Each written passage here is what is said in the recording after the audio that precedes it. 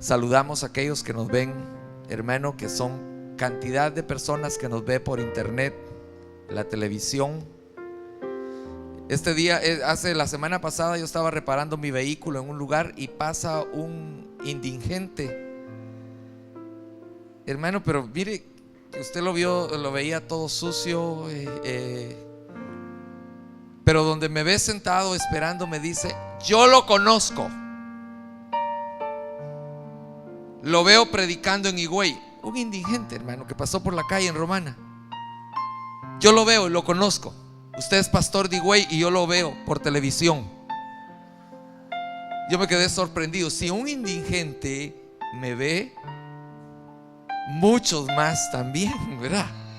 Y nos gozamos por eso y mandamos, hermano, mire, en otros países nos están viendo en este momento. Les mandamos un saludo y que hay un aplauso aquí para toda esa gente preciosa que nos ve y nos sintoniza a través del internet y como también por la televisión, que son medios que Dios los ha abierto, hermano, para bendición. Amén. Y bienvenido usted esta mañana también. Miramos, hermano, lo que es un despropósito. Vamos a empezar por un despropósito. Es un dicho o hecho fuera de razón, de sentido o de conveniencia. Eso es lo que es un despropósito. Cuando el diablo quiere, hermano, que te dice algo que no es conforme a lo que Dios te ha dicho, o un hecho fuera de la razón o fuera del sentido de conveniencia. Y muchas veces nosotros no andamos en el propósito, sino que andamos en el despropósito, porque le creemos. Es más fácil creerle al diablo que creerle a Dios. Muchas veces le creemos más a las mentiras, a las artimañas del enemigo, que al Dios mismo. Y eso es lo que es un hecho, un dicho o hecho fuera de la razón, de sentido o conveniencia. Pero Dios crea propósitos. ¿Cuántos saben que Dios crea propósitos en nuestra vida y el diablo crea despropósitos? Por eso el que tiene propósitos en Dios, hermano, esté contento que lo que Dios quiere hacer con usted es algo grande en esta mañana. Miremos en un hombre de Dios, hermano, la visión de Dios. Cuando Dios le pone la visión a alguien en el corazón. Porque cuando Dios pone propósitos en la vida de un ser humano, donde lo pone no es en los pies, sino en el corazón del hombre. Ahí es donde Dios pone sus propósitos. No los pone solo en la mente, sino en el corazón. Dice Nehemías 2:12: y me levanté de noche, yo y unos pocos hombres conmigo, pero no informé a nadie lo que Dios había puesto en mi corazón que hiciera por Jerusalén.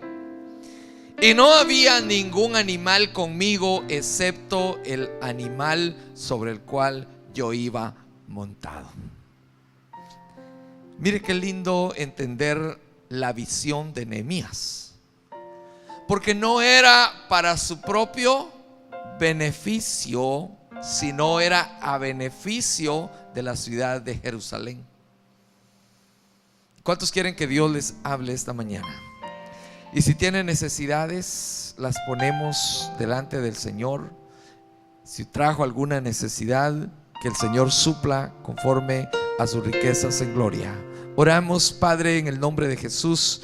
Venimos esta mañana dándote gracias, Señor, por tu amor, por tu bondad, por tu gran misericordia. Señor, gracias porque hasta aquí tú has sido fiel. Gracias por tu bondad, Señor, hoy y siempre. En el nombre de Jesús. Amén y amén. Antes de iniciar, solo quisiera reciban un saludo de hermana Natalia. Está muy agradecida, recibió la contribución y le va a ser de mucho beneficio. Su familia tiene, como ellos son muy religiosos, tienen un concepto de que esta es una secta que le ha hecho mucho daño a ella. Cuando ella le dio parte de esa ofrenda a su mamá le dijo: no, le dijo: esta es mi iglesia que me manda una ayuda desde muy lejos. Y hermano, de verdad, nosotros tenemos que aprender a hacer el bien, ¿verdad? Gloria a Dios. Por otra parte, me informaban las hermanas, hermano, que el próximo sábado es nuestro desayuno, ¿verdad? ¿Sí? Mire, yo estoy un poquito, sí, es el próximo sábado. Bueno, entonces se necesita, como siempre, ayuda a partir de varones y de hermanas a partir de las 2 de la tarde, el día viernes, porque hay que recoger las sillas, el montaje acostumbrado, y se necesitan músculos. ¿Vinieron varones que no escuchan ni un amén? Verá, dejémosle a las mujeres lo que es decorativo, pero los varones que se necesitan poner mesas, los queremos aquí a colaborar a partir de las 2 de la tarde. Amén. Gloria a Dios. Así es de que, y también otra que me pasaba, que estos no se lo pasaron a hermana Helen, es que los miembros de la iglesia que no han comprado su boleta, acérquese a los hermanos que tienen las boletas para que no venga el sábado sin boleta. Miembros, aparte las que usted puede vender afuera, ¿verdad? Pero miembros de la congregación, por favor, abocarse con los hermanos encargados, porque habrán 2 hermanas con gran sonrisa y ya usted tiene que venir pagado. Amén. Así es que entramos en el tema esta mañana, en la visión de Dios en el corazón de Nehemías. Primero se levanta, dice: me levanté de noche, yo y unos pocos hombres conmigo, pero no informé a nadie de lo que mi Dios había puesto en mi corazón que hiciera por Jerusalén. Y no había ningún animal conmigo, excepto el animal sobre el cual yo iba montado. Dios le puso en el corazón a Nehemías reconstruir lo que el diablo había derribado: las murallas y las puertas de Jerusalén, que habían sido destruidas por el enemigo. Ahora, si nosotros espiritualizamos esto y vemos cuántas veces el diablo ha querido y arruinar, hermano, nuestra vida. Jerusalén era el lugar donde se adoraba, era el lugar donde había crecido Nehemías y estaba exiliado en otro lugar. Pero cuando Dios pone un propósito en la vida del hombre, hermano, ese propósito es cumplido. Amén. Y sintió en su corazón, hermano, mire, es que lo de Dios, ustedes saben, ¿cuántos saben que lo de Dios se hace sin dinero? Eso se hace por fe. Nehemías no tenía nada. Lo único que tenía Nehemías era un gran pesar. Estaba triste. Su semblante lo tenía triste. Yo le digo, alguien triste no tiene ánimos de nada. Pero entonces el rey, que lo conocía, le dice: ¿qué hay en tu semblante, Nehemías? ¿Por qué estás triste? Mire cómo empieza cuando Dios va a hacer algo en la vida de algo. Es que estoy triste por la ciudad de Jerusalén. Había un motivo, pero habló con el rey y le dice: si tú me das cartas y me das apoyo, yo voy a ir y voy a reconstruir. Qué visión, hermano. Pero no crea que eso es fácil. Pidió ayuda y Dios le dio la ayuda necesaria. Pero en el camino se le aparecen 3 sujetos. Usted lo puede leer en el capítulo 1. Habían 3 árabes que estaban en su contra y le empezaban a decir: tú no vas a poder hacer esto. Y esos muros, si una zorra pasa por ahí, derriba los muros. Y las zorras en la Biblia nos hablan de demonios. ¿Cuántas veces el diablo no ha querido quitarte propósito de Dios en tu vida? Pero como están arraigados en tu corazón, no va a poder hacer absolutamente nada. Amén. Aleluya. Mire, esto es, hermano, es interesante. La visión a desarrollar en la vida de Nehemías fue de Dios. Fue Dios quien la puso en su corazón. Pero no se la reveló a nadie lo que Dios quería hacer en Jerusalén. A nadie. Solo a las personas que les pidió ayuda. Porque muchas veces tú le dices a alguien: me quiero casar. ¿Para qué te vas a casar? Así estás bien. Tú no sabes a lo que te vas a meter. Amén. Quiero poner un negocio. ¿Para qué? Eso es un dolor de cabeza, bregar con empleados. Y los planes se le ponen, hermano. Mire, alguien dijo: ¿quieres saber tus virtudes? Muérete. Todas las virtudes del mundo. ¿Quieres saber tus defectos? Sé candidato para casarte.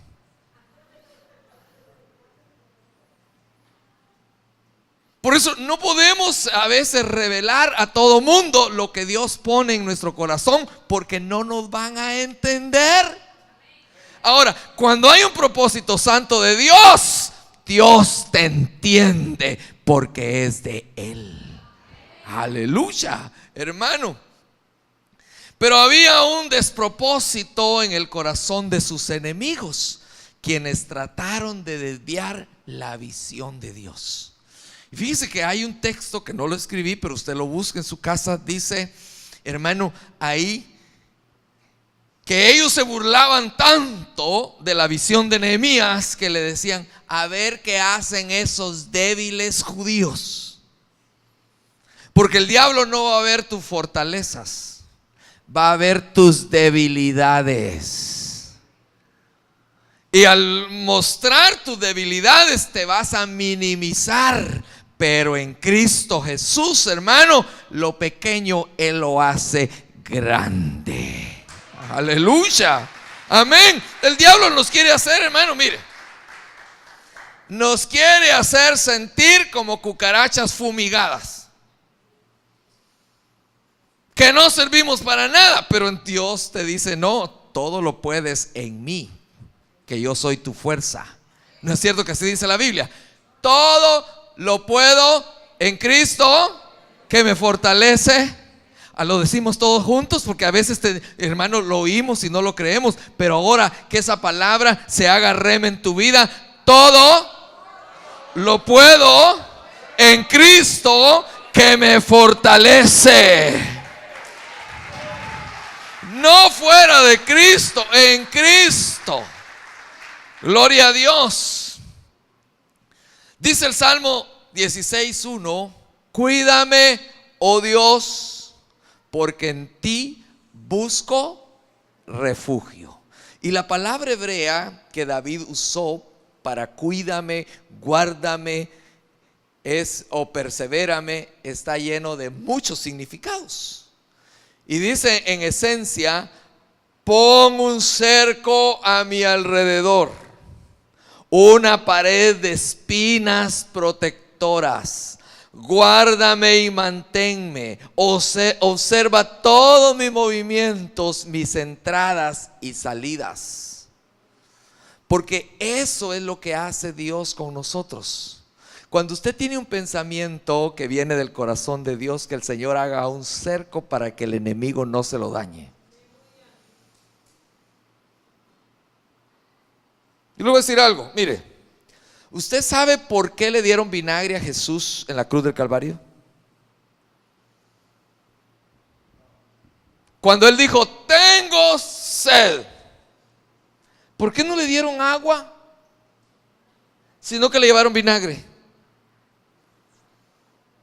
Si Él se hubiera tomado el vinagre, nos hubiera agriado a todos nosotros. Muchas veces el diablo va a tratar de que tu vida sea agria para desvirtuar el propósito de Dios. Por eso en una ocasión, cuando le ofrecieron reinado a la vid, dijo: yo no voy a despreciar mi dulzura por un reinado. Pero se le ofrecieron a la zarza, y la zarza dijo: yo reino sobre vosotros. Pero la zarza, ¿qué tiene? Espinas. No tiene nada. Por eso nosotros, hermano, debemos de pedirle al Señor, hermano, que nos cuide, que cuide nuestra visión, que haga un cercado de espinas para que nadie pueda atravesar ahí a lo que Dios ha puesto en nuestro ser interior. Aleluya. Hermanos, dice el 121:3: no permitirá que tu pie resbale, jamás duerme el que te cuida. Usted puede contratar seguridad en su casa, con toda seguridad se lo llevan. Pero si tiene al grande de grandes que lo cuida, que nunca duerme, amén, jamás duerme ni se adormece el que cuida a Israel. Hermano, mire, a Israel le tiran un misil y Dios los desvía. Se inventan cómo destruirlo y la mano de Dios está sobre ellos. Ahora, nosotros somos el Israel espiritual. Usted no es cualquier cosa, usted es el Israel de Dios, que nos cuida y nos protege siempre. El Señor es quien te cuida, dice el 5, el Señor es sombra protectora. Mire, cuando vamos a la playa, lo primero que hacemos, llevamos un protector solar, ¿verdad que sí? Pero se nos olvida ponernos el protector celestial. Entonces pasa una señora mal vestida, a nosotros los varones, y si vamos sin protección del Altísimo, nos saca del contexto. Amén. Pero, hermano, ¿quién es el que te cuida y el que te da sombra protectora? Por eso el Salmo 91 dice: el que habita al abrigo del Altísimo morará bajo la sombra del Omnipotente. Hermano, mire, ahí hay un montón de verdades. Cuando usted lee el Salmo 91, algunos lo abren en su cama y lo tienen ahí, creen que así funciona. No. Es como que si usted tuviera un pote de píldoras que tiene que tomárselas al lado de la cama, pero nunca se las toma. Porque eso tiene que ingerirse. La palabra de Dios tenemos que ingerirla, hacerla nuestra. ¿Cuántos tienen sombra protectora? Ay, hermano, el que tiene sombra protectora, no hay diablo que le pueda hacer daño, ni peste destructora, dice el Salmo 91, se acercará a ti. Dice el 6: de día el sol no te hará daño, ni la luna de noche. O sea que estamos cubiertos todos los días, de día y de noche. Tenemos una protección divina. El Señor te protegerá de todo mal, protegerá tu vida. ¿Cuántos quieren ese seguro? Ese sí se debería llamar universal. Esa clase segura, con una cobertura día y noche. Hermano, el Señor te cuidará en el hogar, en el camino, desde ahora y para siempre. ¿Qué mejor seguro que es? Celestial, hermano, porque es de ahora y no se te vence en 3 meses. Porque ahora uno va, mire, ¿cuánto me cubre el seguro? Pues no le cubre mucho, ¿no? Pero ese seguro total, hermano, mire, desde ahora y no tiene vencimiento. Eso es lo que Dios hace para su pueblo esta mañana. ¿Valdrá la pena estar protegidos en la mano del Señor, hermano? Yo creo que si el que no se siente protegido, esta es una buena mañana para decirle: Señor, yo me meto a tu cobertura. Gloria a Dios. Miremos otro propósito en la vida de José. Y en la vida de José vemos algo, hermano, muy macabro.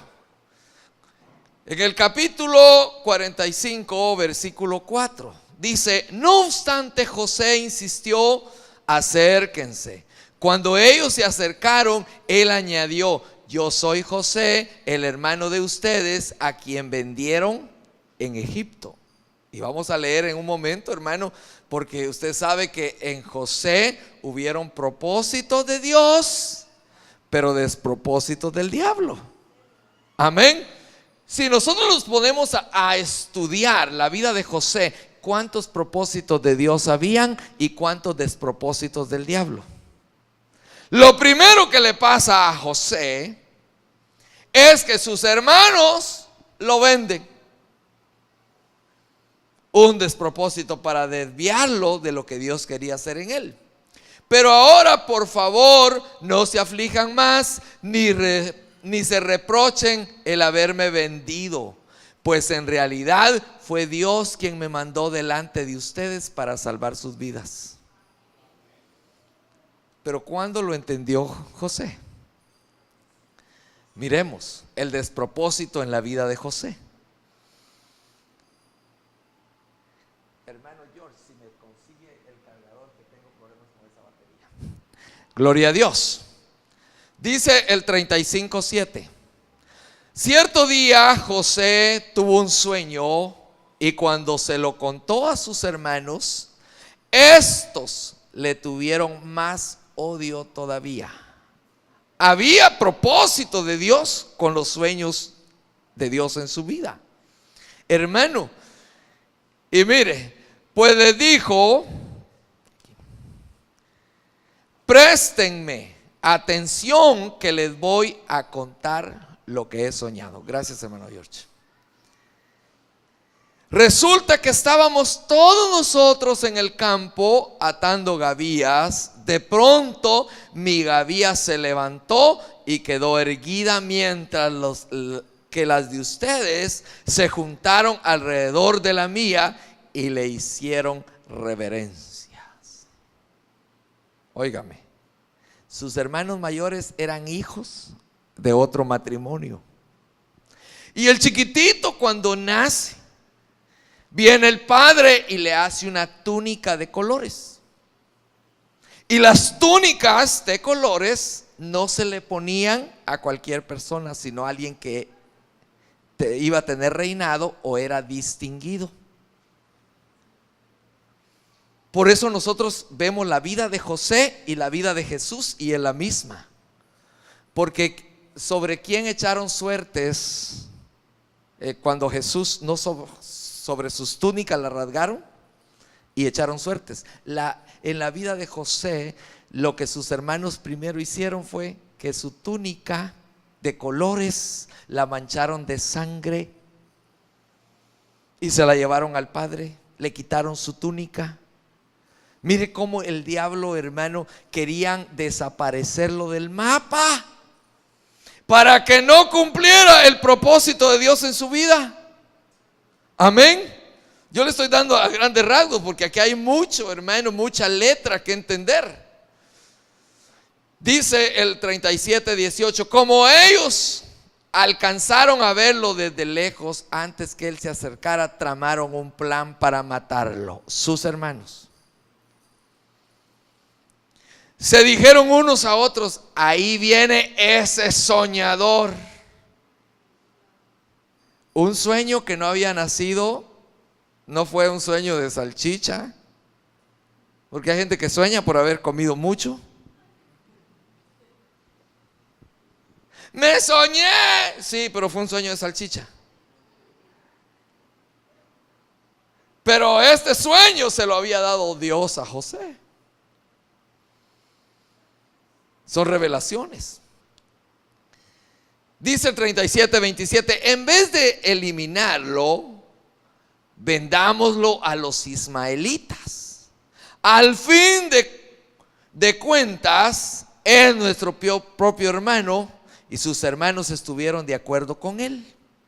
Así que cuando los mercaderes madianitas se acercaron, sacaron a José de la cisterna y se lo vendieron a los ismaelitas por 20 monedas de plata. Fue así como se llevaron a José a Egipto. Ahora miremos la similitud en la vida de Jesús. ¿No a Jesús lo vendieron también por piezas de plata? Amén. José fue vendido y Jesús fue vendido. ¿Y quiénes vendieron a Jesús? Sus propios hermanos. Ahora, tenemos que entender que hay despropósitos de Dios para que el plan no se concluya, lo que Dios ha puesto en el corazón del hombre. Dice el 45:7. Por eso Dios envió delante de ustedes para salvarles la vida de manera extraordinaria y de ese modo asegurarles descendencia sobre la tierra. Ahora, Dios permitió que vendieran, que lo metieran a la cárcel. Usted sabe que hubo un despropósito también en la vida de José, que hubo un momentito que él estuvo en Egipto y hermanos lo nombraron ahí, mire, mayordomo de la casa de Potifar, José. Pero entonces doña Poti lo vio que era un muchachito buen mozo, musculoso, y dijo, esto no me la pierdo. Según ella, en sus planes. Pero no sabía que José, hermano, por eso mire, no hay forma, el hombre puede decir no cuando quiere. Porque muchos, ay, yo fui débil y caí. Momento, José era joven, tenía todas las hormonas revoloteadas, pero sabía que había un propósito de Dios en su vida y dijo no. Mire, en las uñas le quedó el manto a la doñita, pero dijo no. Y eso le costó ir a la cárcel. Pero en la cárcel se cumplió el propósito de Dios, porque ahí le llegó otro sueño a alguien. Y estaba el copero y el panadero ahí dentro de la cárcel. Y tenemos un sueño. Ah, ese sueño es que mira, te van a aniquilar y tú vas a vivir. Hermano, cuando hay propósito de Dios, no hay diablo que aguante. Aleluya. Dice el 8. Fue Dios quien me envió aquí y no ustedes. Él me ha puesto como asesor del faraón y administrador de su casa y como gobernador de todo Egipto, porque Dios se prepara de antemano. Ahora, cuando nosotros estamos, si usted le hubiera preguntado a José, ¿qué se siente que te metan en una cisterna? Yo le digo a usted, ¿cuánto tiempo estaría José metido en una cisterna hasta que lo vendieron? Una cisterna, si lo podemos trasladar al tiempo de hoy, ¿cuántos conocen las cisternas de agua en su casa? Y que lo metan ahí, pues estaba vacía, por supuesto, pero lo metieron ahí en una cisterna. Y no, me imagino que hasta la puerta le han de haber cerrado, le han de haber dejado algo para que respirara y no se muriera. Pero estar 3 años en la cárcel sin deber nada, ¿no era como para amargarse? Un jovencito que por guardarse lo meten a la cárcel. Pero como Dios se las puede, Era un plan extraordinario que el mismo diablo le sirvió de servidor para que se cumpliera el plan de sobreguardar a su pueblo, a sus hijos, a su familia. Aleluya, hermano. Mire, yo no sé cuántos serían candidatos. Si yo le pregunto cuántos quieren ser candidatos al plan de Dios a ese precio. Es que bonito decir, yo quiero servir a Dios. Sí, pero tiene un precio. Hay un precio que pagar. Por eso no se me olvida la prédica de hermano Lugo en la central, que llegó alguien, ay, ore por mí para que yo tenga todos los dones que usted tiene. Y le digo, sí, claro, ven para acá, voy a orar por ti. Señor, que pase todas las precariedades que yo he pasado. Señor, que pase todos los insultos, todas las enfermedades, todo lo malo que yo he vivido. Le digo, no ore más. No quería servir al Señor.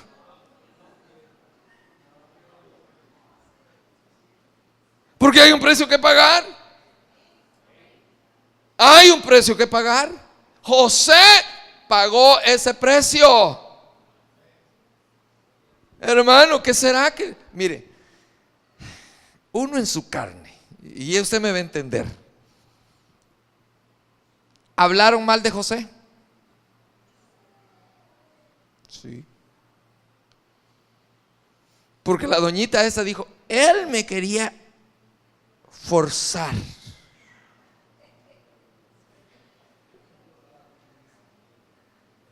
Y yo me rehusé. Y aquí tengo su capa, su túnica de testigo. Hermano, ¿cómo se sentiría José? Pero tener dentro de su corazón, Señor, yo sé que hay un plan a que esté pasando en la cárcel, no importa.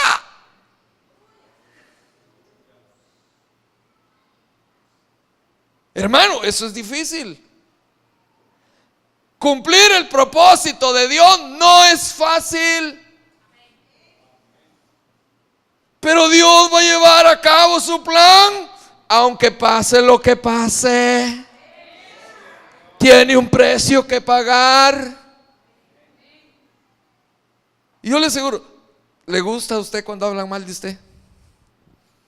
Ay, gloria a Dios que están hablando mal de mí. Ay, lo primero es que se les sube y que no saben quién soy yo. Mi familia, nadie se ha dejado. Hermano, gloria a Dios.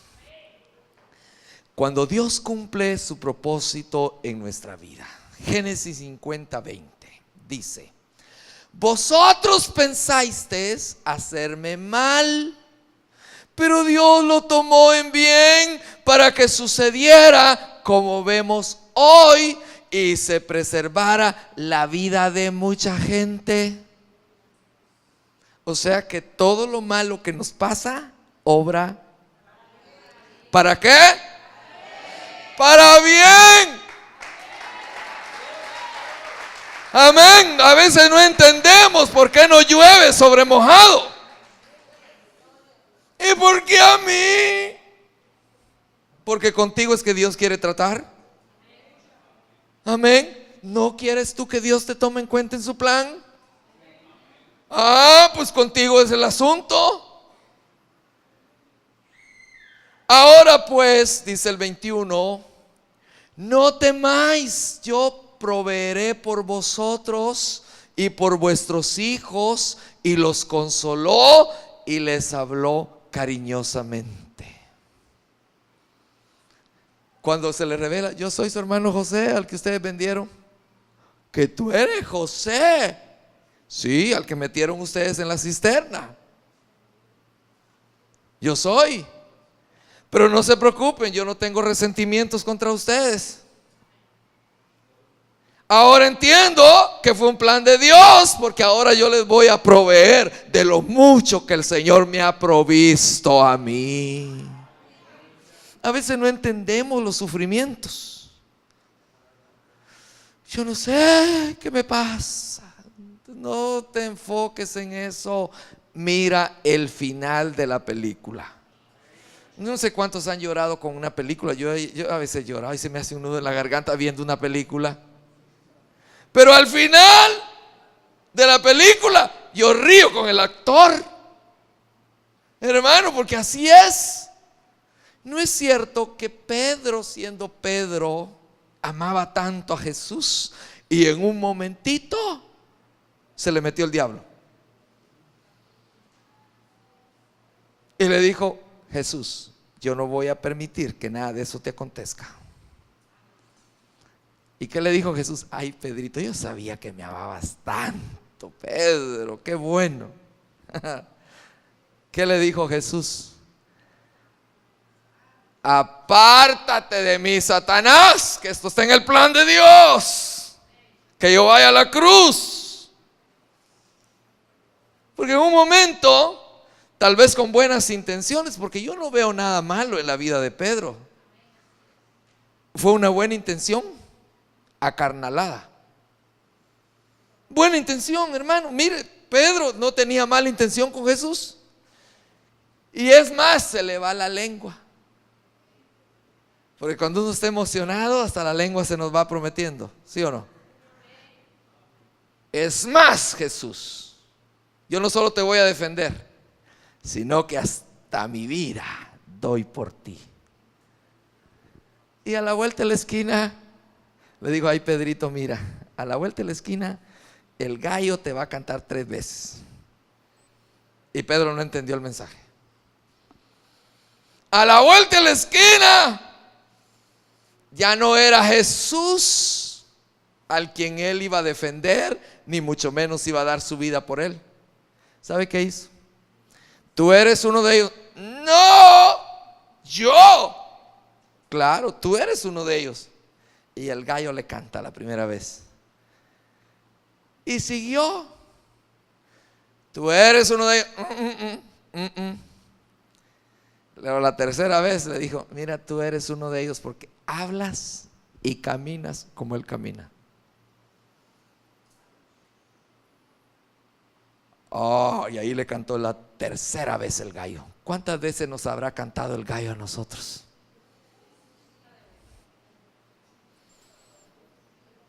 Hermano, es que esto es Biblia. Entender que hay propósitos de Dios y despropósitos, pero entender que los despropósitos obran para bien. Yo no concibo una vida de un cristiano sin diablo que lo estorbe.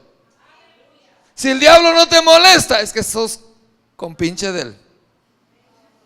Porque al único que el diablo no molesta es al que hace lo mismo que él hace. Pero el que le lleva la contraria, ahí el diablo se levanta temprano. Fuiste al matutino, aguántate, en el día te pongo una traba, vas a ver. Y así es. Y uno todavía tiene la osadía: yo no sé si yo estoy diezmando, yo estoy ofrendando, yo voy a los cultos regularmente, visito a los enfermos, doy para la canasta familiar, es más, hasta pagué mi boleta para el desayuno. Y todavía el diablo me molesta. Hermano, cuando el diablo se levanta es porque hay un propósito de Dios que realizar. Así es. Por eso le pregunto una vez más: ¿cuántos están en el propósito de Dios? Le van a venir contrarios, pero no se aflija, que el que está con nosotros es mayor. Los despropósitos en la vida de Job para bien. Job 1:20 dice: al llegar a este punto, Job se levantó, se rasgó las vestiduras, se rasuró la cabeza y luego se dejó caer al suelo en actitud de adoración. Ese es el cilicio. No es desbaratarse durmiendo en el piso. Cuando tú estés de cilicio, Haz lo que Job hizo. Job, hermano, cuando ya se vio que había pasado tanto en su vida, se rasgó las vestiduras, se rasuró la cabeza y luego se dejó caer al suelo. Pero mire la actitud: a quejarse en contra de Dios, a adorar a Dios. ¿Quién hace eso en malas? Mire, es fácil adorar a Dios cuando en la casa te sirven buen desayuno, cuando el cheque es bueno, no te duele nada. Pero en esta condición, adorar a Dios, no dice que lo alabó, porque alabar es una cosa, adorar es meterse en intimidad con Dios. Entonces dijo: desnudo salí del vientre de mi madre y desnudo he de partir. El Señor ha dado, el Señor ha quitado. Bendito sea el nombre del Señor. Después que se le habían muerto los hijos, el ganado y se le había caído la casa, había tiempo para adorar y para alabar a Dios. Y a veces nosotros solo con una palabrita que nos dijeron maldicha, ya no queremos ir a la iglesia. Son cristianos de azúcar, se deshacen con una gotita de agua. Pero aquel que a pesar de todo, hermano, por eso tenemos la vida. Mire, la vida de Job como ejemplo. A pesar de todo esto, Job no pecó ni le echó la culpa a Dios. Otras versiones dicen: ni vio despropósitos en Dios. Mire esta otra versión: en todo esto no pecó Job ni atribuyó despropósito alguno, dice esta versión. Entonces, todo lo malo que te puede pasar en la vida, no le busques despropósito, sino búscale propósito. Y agradécele a Dios por lo que te está pasando. Pastor, pero eso puede ser cierto. Sí.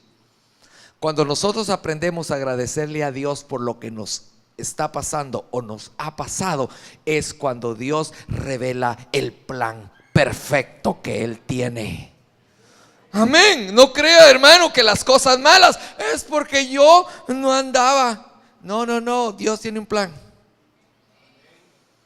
Y ese plan te va a servir para conocer más al que no conocías. Porque joven, al final dice: antes yo iba al culto, pero ahora yo hago culto. Eso es diferente. Hay gente que viene al culto, pero no es parte del culto. No sé si me doy a entender. Bueno, se la voy a poner más despacio. Mire, hay gente que viene a la iglesia, pero no se enciende ni aunque le echen gasolina.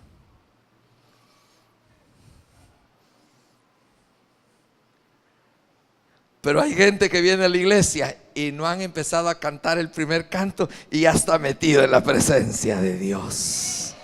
Aleluya. Gloria a Dios. Yo me gozo en esto, hermano. Después de perder su salud, dice el 2:9, su esposa le reprochó: ¿todavía mantienes firme tu integridad? Maldice a Dios y vete de este mundo. Hay una sola versión de todas las versiones que dice: bendice a Dios y muérete. Pero la mayoría de versiones dice maldice. Hermano, eso da mucho que entender. Y Job respondió: mujer, tiene razón. Job respondió: mujer, hablas como una necia. Si de Dios sabemos recibir lo bueno, ¿no sabremos también recibir lo malo? A pesar de todo esto, Job no pecó ni de palabra. Ay, hermano. Porque Job en el fondo sabía que Dios merecía toda gloria, toda honra, a pesar de todo lo malo que le pudo haber ocurrido. Muchos en Estados Unidos en el 2008, que fue el descalabro económico, se suicidaron porque no aguantaron la presión económica. Ahora, mayor presión económica y social que la de Job no ha habido en la tierra. Porque una es que se te termine el dinero, pero otra es que tus hijos a quienes amas se te mueran todos. Pero aparte de que sin hijos, sin salud, sin casa, sin nada, todavía digas, Dios es un Dios que no cambia. Hermano, ahí es lo fuerte. Por eso nosotros tenemos que entender que cualquier cosa que nos pase en la vida obra para bien. Todo lo que nos puede pasar en la vida obra para bien. Amén. Romanos 8:28 dice: y sabemos que para los que aman a Dios, todas las cosas cooperan para bien. Esto es, para los que son llamados conforme a su propósito. Por eso, si hay un propósito de Dios en tu vida, no creas que todo va a ser jajaja. Van a haber cosas que ni siquiera las vas a entender, el por qué, ni para qué. Pero no le preguntes a Dios. Solo dile: Señor, yo sé que hay un plan, lo desconozco, pero sé que al final yo voy a entender lo que no entendía. Dice que Job, dice al final de los capítulos, hablaba cosas que yo ni siquiera entendía. Hay gente que predica la palabra y ni entiende lo que está diciendo. Era un evangelio que tenía, hermano, sancochado, mal cocinado, porque le han predicado de un evangelio de prosperidad, que en Cristo hay prosperidad, que en Cristo todo es prosperidad, pero no le enseña que también hay una parte que se llama sufrimiento. El que le enseña un evangelio que todo es jajaja, es un mentiroso. Pero el que le enseña un evangelio que todas las cosas cooperan para bien, ahí es un verdadero evangelio. Porque Pablo no solo habla de todas las victorias. ¿Se ha dado cuenta? Muchos pasamos en alto que Pablo estuvo en cárceles. No una, cárceles. Pablo habla de padecimientos. Pablo habla de sufrimientos. Y eso la gente no lo estudia. Pablo habla de golpizas. Mire, si a alguno de ustedes le dan una golpiza en esta iglesia, no vuelve, se lo aseguro. Se lo aseguro que no vuelve.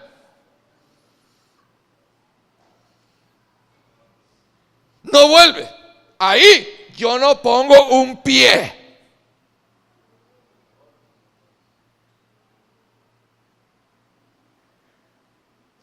A Pablo le dijeron: mira, le dieron una profecía.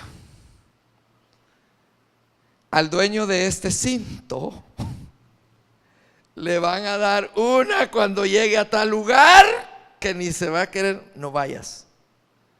Y Pablo fue. Sí.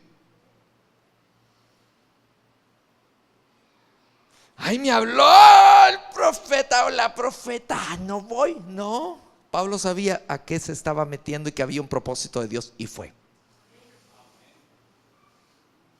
Yo le dejo lo último esta mañana porque quiero ministrar sobre todos los que tienen propósito de Dios. Gloria a Dios. Hay frases que nos ayudarán en momentos de crisis. Y la primera es: todo va a estar bien. No se sienta fatal. Ay, solo a mí.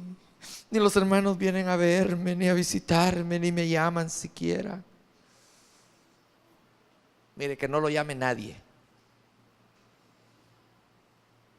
pero que en medio de su soledad se le aparezca alguien que se llama Jesús. Amén.